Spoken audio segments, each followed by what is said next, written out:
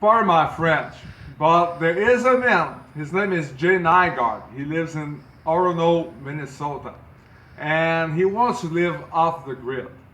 So we hear a lot about freedom, about liberty these days, and all he wants to do is to have his own windmill on his property, so he's self-sufficient, so he doesn't depend on other sources for energy, or not as much at least.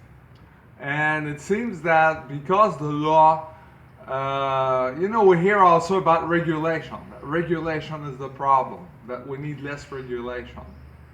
Well, it seems that the only ones who do not have to deal with regulations are the big corporations.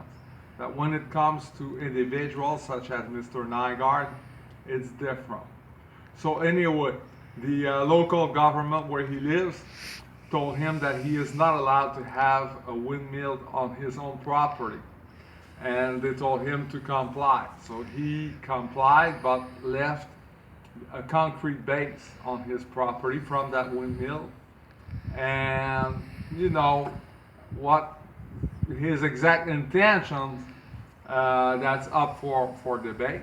Maybe he was trying to make a point, maybe he was trying to gain time.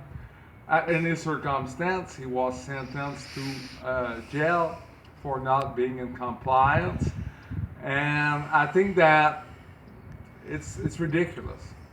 I mean, if you cannot even have a windmill on your own property, it's clear to me that the entire divide in this country is not between conservatives and progressives. It's between corporate interests and the people's interests. And in this case, the law is clearly behind corporate interests.